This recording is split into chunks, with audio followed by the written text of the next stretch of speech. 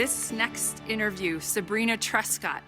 This one is interesting. It really was exciting for me to interview Sabrina and talk about her mindset and what she's doing now. So I can't wait for you to watch this. Sabrina, it's so nice to have you here. Thank you for coming. Thank you so much. Excited to hear. So tell me about yourself and your business. Well, I hope you have a while. No. Yes, that's why we're here. Excited. Yeah, my journey in business has been so different and so all over the place. And I think years ago I judged myself for that. Like, oh, you're so scattered. Can't you just decide what you want to do and do it? And what I've learned and what I'd love to share with other women is you can change your mind. And it's not starting over. It's adding on to. And it's taking all that I've been and the sum of that, putting that into what I do now. Even if it seems totally unrelated, it has then become a part of me.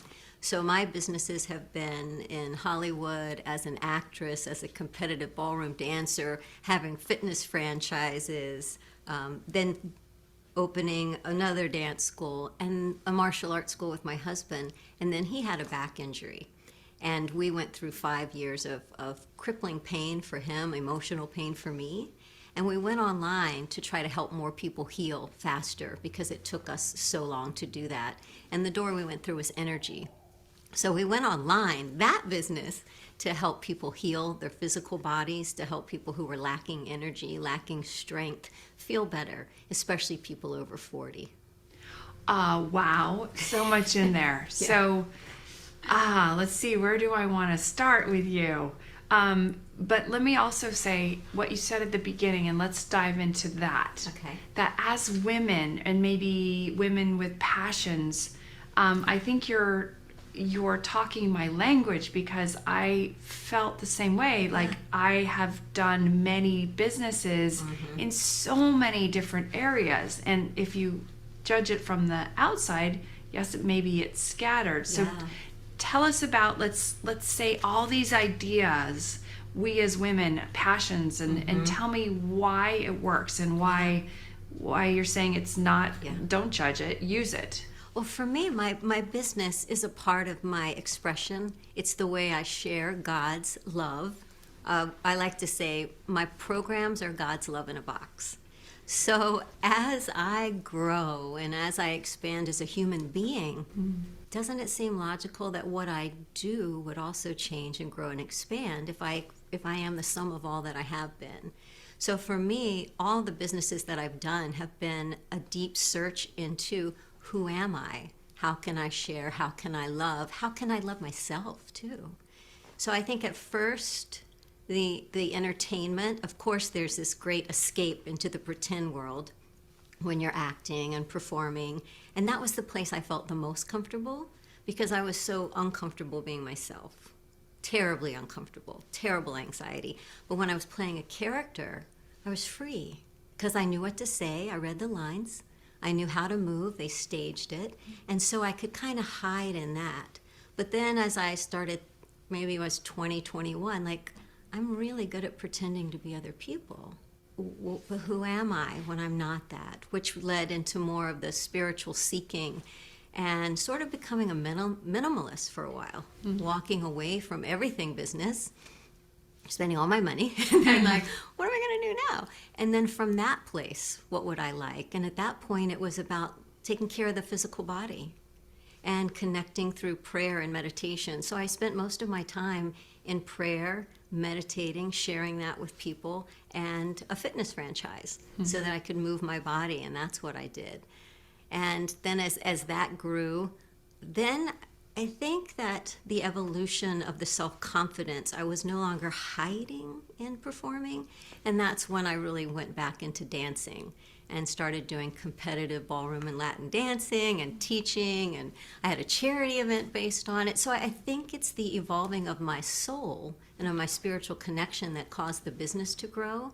And then going online, wow, being able to reach and help so many people. And what I find is those people that I'm helping, they're just me. And most of the time me, maybe 10 years ago. That's who I'm reaching, that's who I'm touching. Explain more as they're just you. Yeah. You 10 years ago. So you're... So for where I was, let's say 10 years ago, still maybe getting some misinformation from people like, you should hold back and not show that part of yourself so much. You know, that might intimidate people. Let's not talk about that. You know, or if you're in certain groups, let's play down your looks. If you're in certain groups, let's play them up. You know, oh, you shouldn't be so smart. Oh, don't tell people you did that. Or don't let them know you don't do this. And there's just so much like, well, then who should I be? Which one of me should I be? And that's a big part of my message is the way that it is right now. And I think what's happening with women and the world is fully show up as yourself with all the crazy colors and shine that color and sing that song. Because when I sing the song that's like my soul tune, certain souls are going to tap their feet, and those are my clients, and those are my students, and those are my peeps, and so that's my ideal client. Okay, so I can't wait to dive into that. But before we do, so every time you start a new business, is this you just coming up with, wow, that sounds like something fun I'd like to do? How do I get to what next should I do? That's a great question. I think that at first I like to say, I decide that I'm worthy of something. I decide that I would like to have that. I decide that I would like to be that. I decide that I'm going to be the part of me that is capable of doing something. But as I walk down the road, it's never where I thought I was going because the miracles happen. Love happens, coincidence happen. You know, you start down that road and you meet this person that invites you to do something. And I really encourage, especially women, don't know the answers before you start walking. Yes, yes, yes. Yeah, I kind of know where you're going, but you don't have clear vision until you get there, and until it's always miracles. It's always synchronicity. The most insane things have always happened to me because I try to have fun, and I try to be playful and kind and aware, and I love learning, and I let life unfold. Hearing you, we've done a lot of interviews, but hearing you for the first time, I'm sitting here kind of flabbergasted because you're explaining my life. We have a lot of similarities, and I want to give an example to prove your point. Oh, great. And I think it's interesting because I think it'll walk women through who are looking. I think a lot of us right now are searching for that thing, and we're on the hunt. Yeah. So I love yoga and I love doing it, and I had a friend who said, I'm doing this yoga studio, would you like to come on board? And I thought, no, I don't want to do franchise. And I thought, wait, that's everything I love, business and yoga. Okay, great. I mean, it was right in front of me. So I stepped through that door and I was living my passion. I was joyful. I'm doing yoga in the park, having so much fun. And a man I've known for 15 years, Jeff Hayes, I invited he and his wife to come do yoga just as friends.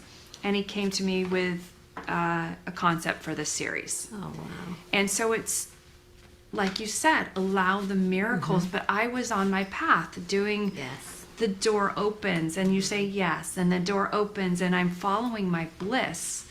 And I'm just have to tell women out there that that is the way you walk through, and to not know, how could I know? I mean, my whole life has been that way. So I'm just like in awe of how you're telling us the formula, because that's been my experience too. And learning to kind of, some people call it a God whisperer, some people call it intuition. And I finally realized when you listen to your intuition, it doesn't speak in a disguised voice. It sounds very much like your own. And so what thoughts am I having are soul guidance, and which aren't? Well, for me, the ones that feel really good are soul guidance. And I have an example. I was packing last night. I came here from Austin, Texas. And I've got a new curling wand. And I'm not sure I like it. It's too skinny. So I got my tried and true. I put it in the luggage, and I thought, why don't you take two? I'm like, You've never taken two, ever, ever. Well, just take it. I plugged in the old one in the room and it blew up. Huh. And that's, like, so what? But I No. laugh in that moment, and I always try to say to life, you're so funny. And the You're so funny. miracles, whether they're small or massive, they're miracles. Yeah. And I think, and we're going off into a subject, but I think women are here. It's more about that little thing, that little voice that pops up and goes, why don't I take two? Well, that's dumb. Right. But then you go, yeah, okay. Why don't I take two? Yeah. And that's what I want to catch, because that was my question, that when that voice, that inner thing comes up and we so automatically shut it down. And does that happen to you? So when those, like, let's say it was like, why don't, Sabrina, time to open up a dance studio, or time to do this next big thing that you had heard. What happens to you? Does the fear rise up? Does that voice, what do we do in that moment? I think both happen simultaneously, and it's okay that both exist. That both exist. I've often described my experience of anxiety and stress. Because I had an ulcer when I was 8 over a handwriting contest. Like, I had anorexia. I dealt with eating disorders because I was in a ballet company. So I know stress, I know anxiety. And I always feel like it's a line right here. And it's like, I stay on this side of the line. How? I think by remembering who I am, remembering who I want to be, remembering who I want, remembering what my life is devoted to. What is your life devoted to? My life is devoted to being a beacon of love. Being a beacon of love, however that is shared. And I'm married to that. That's my one and only. That's my true love. That's the love I share with my husband. That's his one and only. So I call it reframing thoughts. And he says, I said, I have to reframe my thoughts at the speed of love. At the speed of love. Of course those thoughts are there. Of course they're always going to be the one that says, oh, who do you think you are? Oh, mas la-di-da. Or, everyone there is so much better than you. Or I'm you shouldn't scared. be saying that. Yeah. I'm terrified. I'm terrified. This isn't going to work. All of that. So you see those thoughts that aren't love, that are anxious and scary and fearful. I love that. I have to transform them at the speed of love. What do you hear on the other side? Yeah, well, I would almost describe it as maybe 2 radios are playing, and I got to turn the volume down on one real fast. Yeah. I have to turn the volume down and remember the music that I love. And remember that this life is a life of service. And sometimes you just do it anyway. What if 2 radio stations were playing and I needed to perform a salsa dance and one's playing country western? I have to cue in on that salsa music and only hear it. And you can do that. You can focus solely on something while everything else is spinning and crazy. So I focus on what I want and what I can be and what I can share. Do you mind, like, a personal, like, give me, I want to know so deeply, like, what does it say, I give in the service of love? Like, I want to know specifically what you tell yourself. Sometimes it's I have to scold her, and sometimes I have to love her, that part of me that feels scared. Sometimes those voices come to get me in the middle of the night when I maybe have the guard down, things that I was coping with during the day, but in the middle of the night, and they start telling me all the things I haven't finished, all the things I need to do, all the deadlines I haven't met, maybe all the ways I'm not smart enough or good enough or coordinated enough, or I'm way too old. And, you should have done this 20 years ago. I'm in my 50s. And in those moments, I'm very tender. I'm very tender. And I kind of say, sweetie, I got you. Oh. It's okay. I'm here. It's going to be all right. You are so loved. You are so loved. You are perfect the way that you are. You are perfect in spite of all of that. The deadlines will come and go. Ultimately, none of this matters. ultimately none of this matters. We're all in our physical bodies for a blink of the eye. And when the life is over, nobody's like, missed that frickin' deadline. I don't think anybody's thinking that. And I'm going to tell you a vision that I had. I totally remember when it was. It was in the summer of 2020. And I was going through some of that waking up in the middle of the night. And I could say it was a dream, but it felt more like a vision. And my dad was being checked for pancreatic cancer. He has dementia. We were trying to move my mom and my dad into the house with us, so we all get a house together. It was hard to find a house. It was during, pandemic. So there just felt like a lot on top of the business, just the business of life. Yeah. And in this vision, I was walking down a street and I was holding a little box. And it looked like Georgia because the trees were billowing over the road and like weeping willows. And the houses were set far apart. They were kind of like plantation-style houses. And I was like the actress in the dream, but I was also the narrator. I was like myself. I said, "Where are you going?" And I was like, "I'm going to this house over here." And I walked up all these stairs, and I was told to put the box on the doorstep. And I looked in like the rug. It was the doorstep of love. And it was the house of God. And I was told to put my box of worries on the doorstep of love and to walk away. And it was shared with me that 99% faith has been beautiful, but you have to have 100 if you don't want to carry the box of worries. And that if I could have 100% faith that only good things happen to me, that everything is a blessing, that I have everything I need to have abundance in all areas of life, that I could leave my box of worries on the doorstep of love and be free from that forever. And I woke up, I told everybody. And now when I find myself in that place, I'm like, oh, go put it in the box, Sabrina. Put it in the box. Powerful, beautiful, perfect. And it reminds me of another interview that really stuck with me. And she said, I can't do the work I need to do, and so I give God my worries. I'm like, here, God, hold my fear. Yeah. Hold my fear because I need to do this. And so right now I'm scared, but you can hold it for me and then I can go do what I need to do. Yeah. Does it mean that you're not afraid or you don't worry anymore? Or does it mean you just kind of put it off to the side? I think I'm on it faster before it gets out of hands. Like the momentum of something going down a hill, the longer it goes, the bigger it seems, the faster it seems to go, the harder it is to stop. Yeah. So I've learned that for me, the quicker I catch it and remember sooner, the easier it is. But I'm constantly catching it. I mean, isn't that what life is about? It's about evolving. It's about growing. It's about compassion.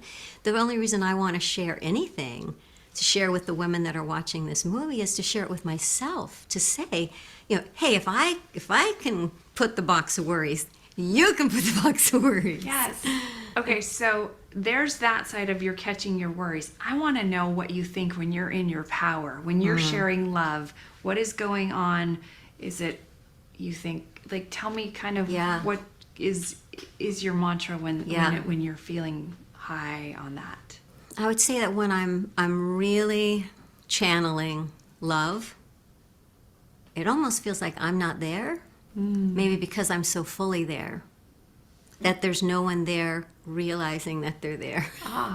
You're so present in it. I'm so present. Like, I remember I emceed a charity event for 10 years that I started, and they would put the big screens of your face up on the sides, those giant, and then you're there.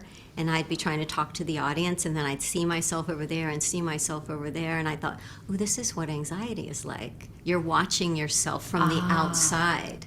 Like, you're talking to someone, and then you're like seeing yourself from the outside. There's that much self-consciousness.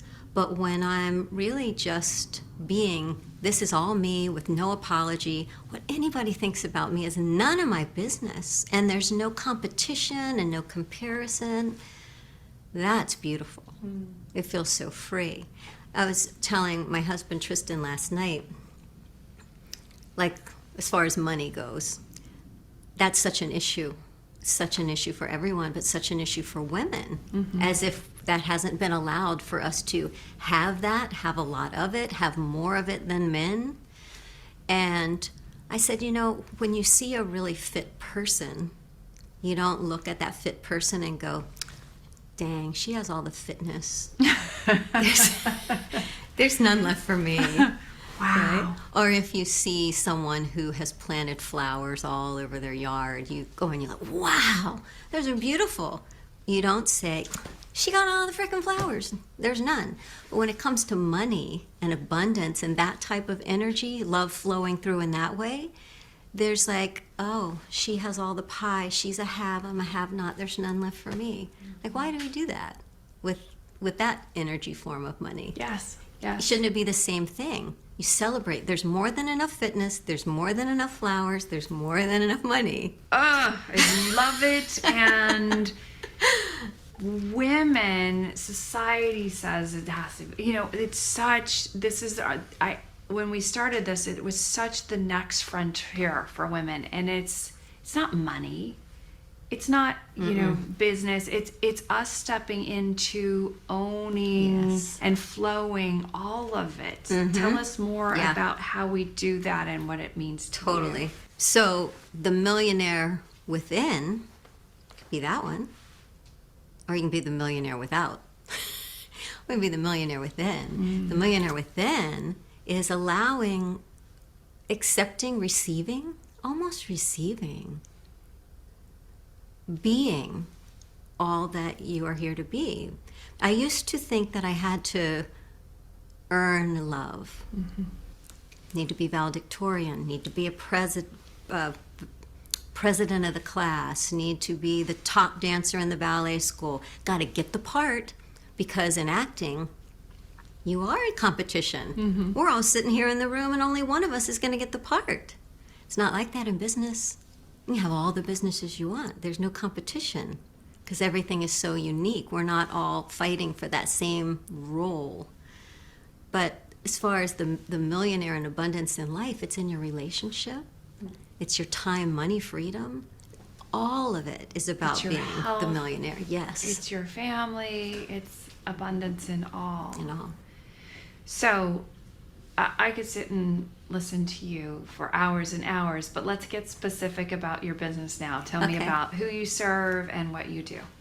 With my husband, because we launched the online leg of our business after his back injury and what we had both gone through and the miracles that we saw happen in his health through energy, which can't be seen, really can't be touched, can only be felt. So we mainly help people over 40 who lack energy, who lack strength, who may be struggling with physical pain or emotional anxiety, recalibrate their life force energy so that they can get back to having a healthy, happy, vibrant life. And then from there, and here's where it gets really fun, is we invite them to be certified in a lot of our modalities and our curriculum. And then we help them launch and grow either an online or offline business and just show them what we've done. 2 people from their home with plenty of time and money, freedom, and lots of love. Okay, so can you share some of the, the techniques you use? Like, let's walk through people a little. Yeah, sure. So our courses began, we started making home study courses, back in the DVDs, and they were joint mobility. They were very physical. Tai Chi, Qigong, meditation, back healing. And then from there we started live streaming, but before it was popular. And people loved it because you can really be so present in live stream as if they are in the room and you're there with them, even if it's Facebook Live, even if it's YouTube, and now on Zoom too. So we started live streaming. So we have an online Life Force Mastery Dojo where people take Qigong classes with us, fitness classes. We help them with their bone density, their muscle mass. Sometimes we salsa dance and meditation.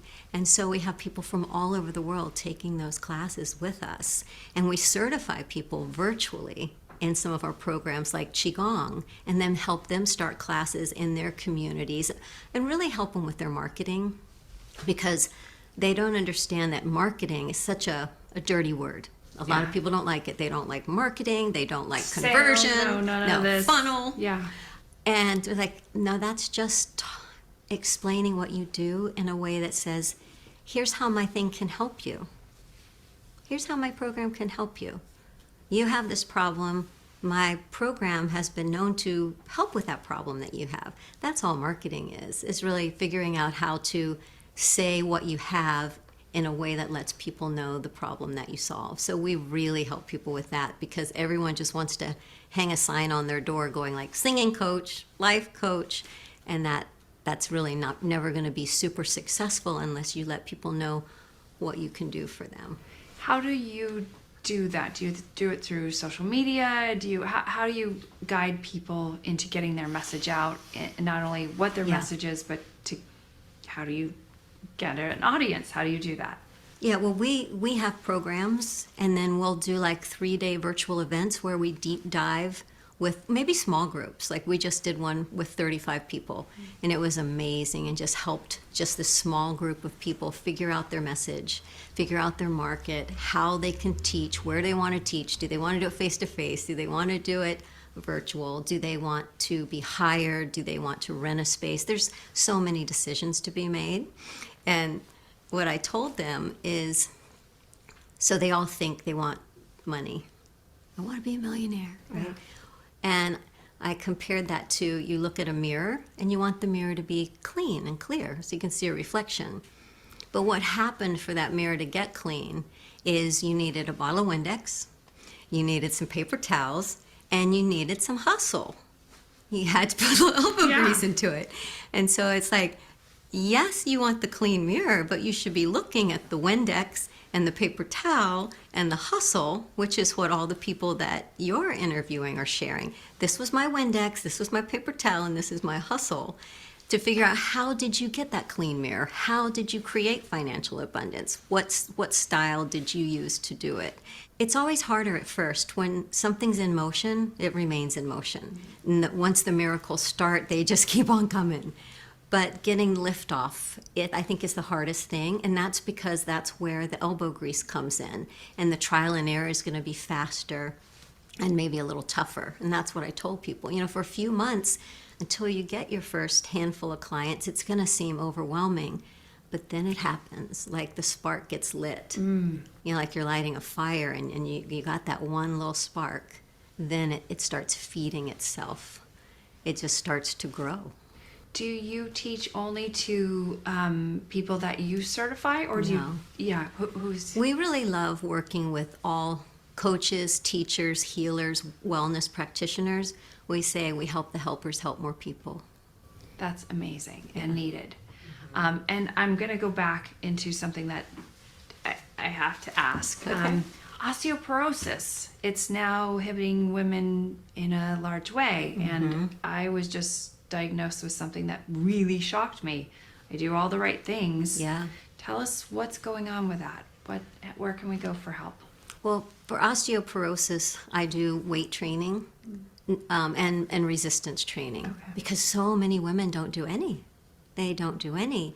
And I'm not a gym girl. That's why I've always done dance fitness and jazzercise. I don't like the gym, or I teach a dance fitness class, and I have every single day since 1994. Every day. I absolutely love it. And when I travel, I just did it in the hotel room. Because that's where it's a full body prayer. Yeah, I was going to say it's your joy. It is. And any energy that would have been maybe make me a little snarky or hard on myself, I burned it up, moving joyfully. And then I pull on resistance bands, I lift weights. I really don't lift anything over 7 pounds. And I put booty bands around my legs. And I've been teaching for a long time. Many of my women have increased their bone density. And most of the women I work with are 60, 70, and 80. Oh, I love that. No, I think it's an important point that we don't talk about enough, and it's starting to affect women. So Simply like stairs are good. Anything weight bearing. So the way that I describe it, and I'm not a doctor, is when you use extra weight, let's say even just jumping very lightly, you're tugging on the bone, the muscles and tendons are tugging on the bone, and it tells the brain, oh, that bone needs to be a little bit stronger. And so you're naturally increasing your bone density because you told the brain. I'm all about everything. How can we get the brain to do it? Like even skincare. Like, I love skincare. And what can I put on my face that maybe irritates it enough? Like a little bit of a peel, or is it a laser? Is it a product that the brain goes, whoa, that was irritating. I think I'll make some fresh skin, right? right. Stress is, and I have to say, what you're also doing for us as entrepreneurs, you're causing a little pressure. So we have to dream more. We have to push more. We have to use that elbow grease. So it's the same concept. Yes. Oh, I love that. Yeah. What's going to cause us to grow and not just be, I mean, how can you be completely satisfied and still open for more? You know, like, how may I serve? What more? And sometimes it's through the little bit of pressure. Like even in fitness, sometimes they say, you probably know this from yoga, tense something as hard as you can, and then when you relax it, it's going to go to a more relaxed state than it was before, because it didn't know it was tense. It was going undetected.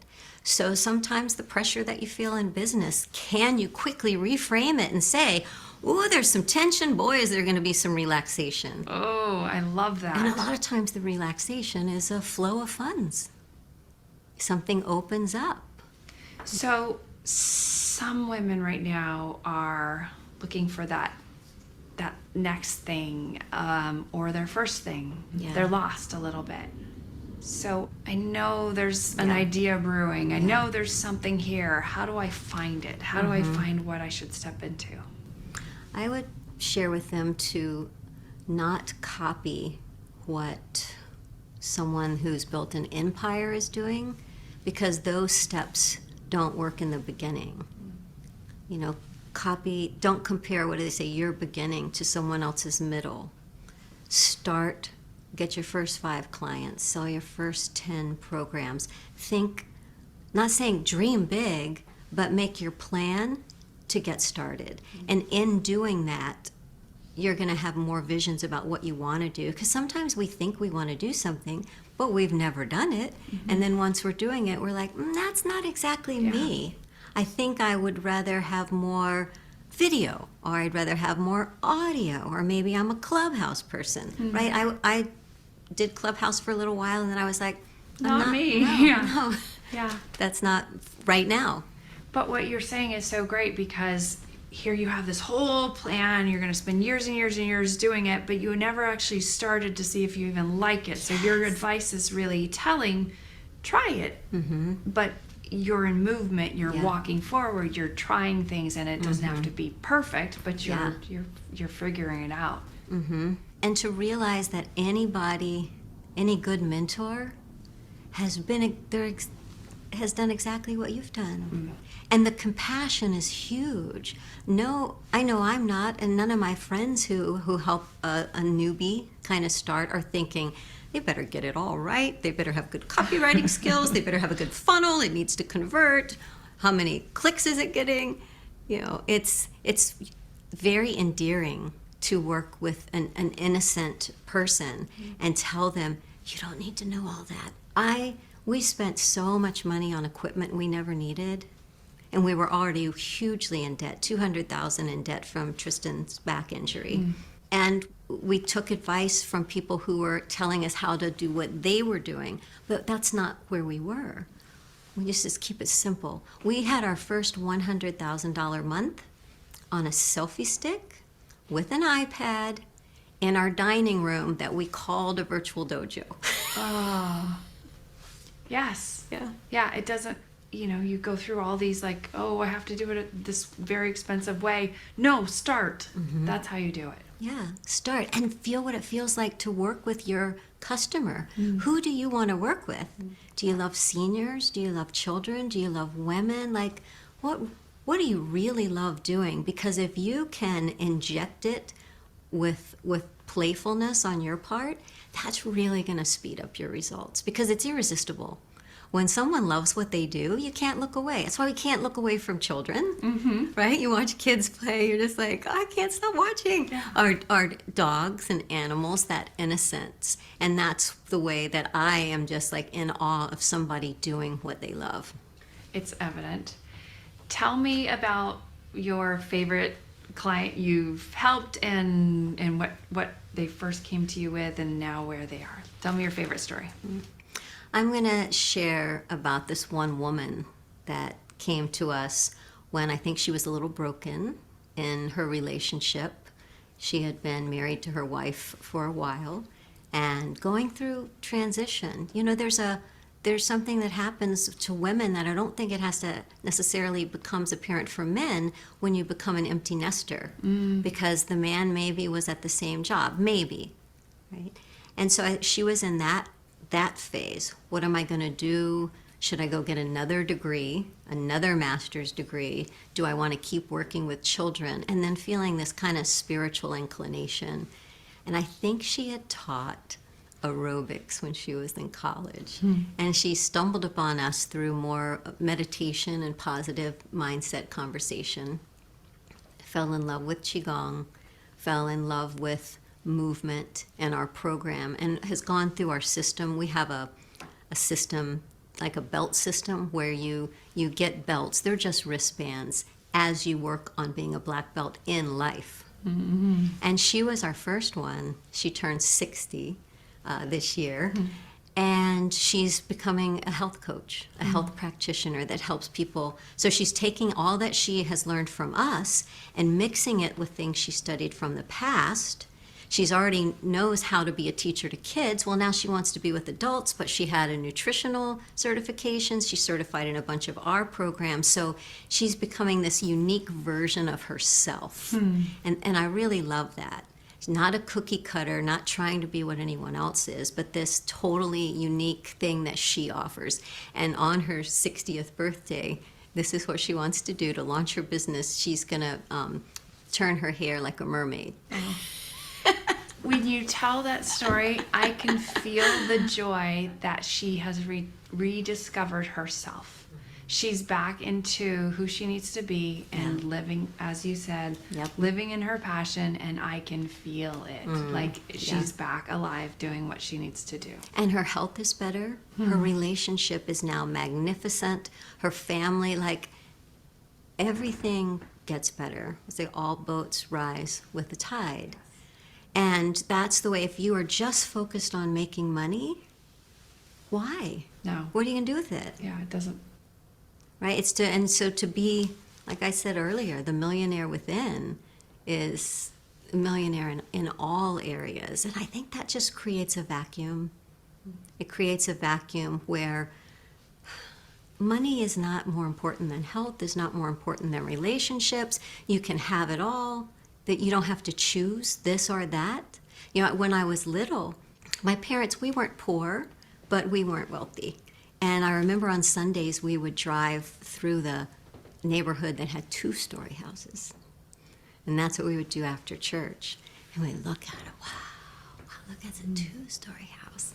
And my mom said, well, we can move here, but you might not be able to take ballet and piano and baton and gymnastics. And so I knew I needed to choose. That's the way that I heard that. You either get to do those fun things or you get the 2-story. What does that mean? You either get to have fun or you have money. You work hard. And so unwinding a lot of those thoughts, as you grow your business, you're going to see all those little things come up. I like to say relationships are mirrors into you, raising kids are mirrors into you, your business is such a mirror into you, all that stuff, but it's all the same thing walking through, and we're just here to grow, and you just keep looking at it and keep breathing through it and keep growing. Yeah. So I usually end the interview by asking, what does the millionaire within mean to you? But I'm going to pause that question for you. Okay. I feel like you have something to share with women. With women. I just feel like you have a message for women about, I don't know, what does your inner knowing just say you need to tell us? Well, I think that most of us are natural nurturers and natural teachers. And we get such great joy out of sharing our knowledge and our gifts with others. That brings us tremendous joy. I'm getting emotional, yes.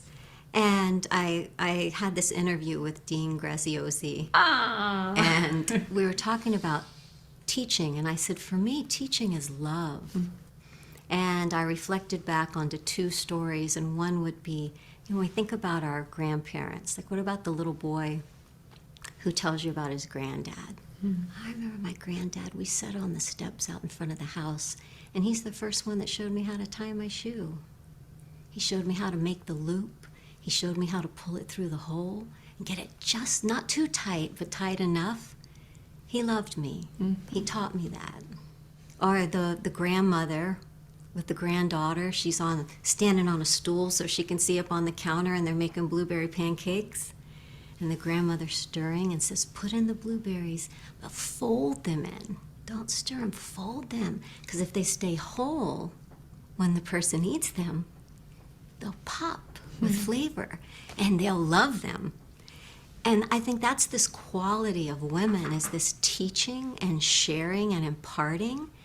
That is the quality of a millionaire within her, is to be that.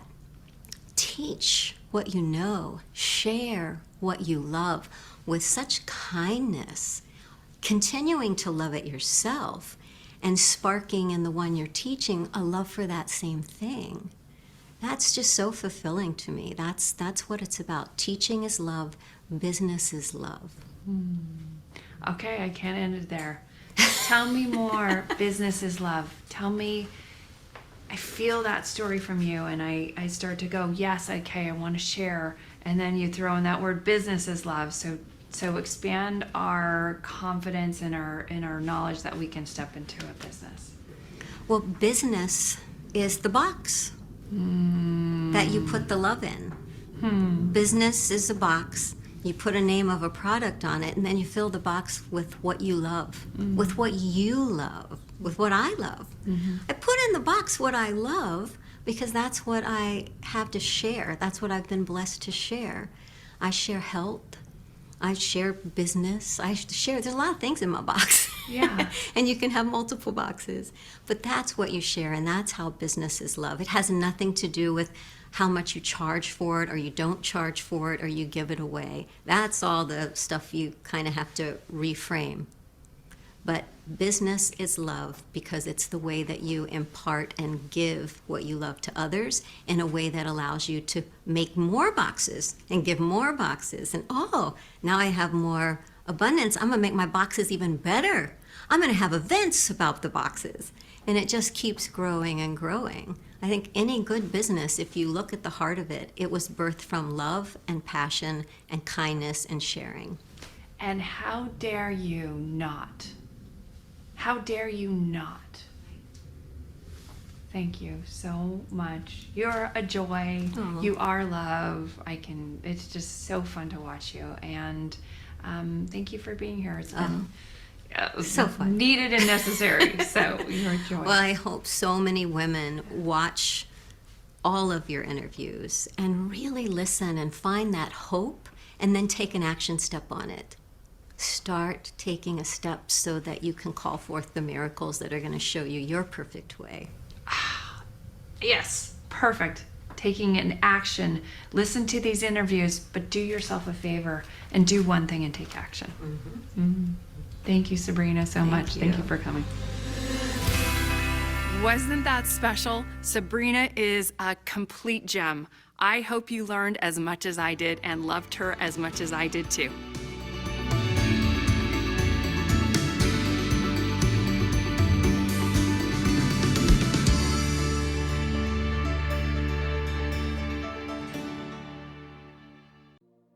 Hi, my name is Karen Thomas. But guess what? That is not important. What's important is your success online. I can help you start a successful, thriving business online, no matter how many times you have failed.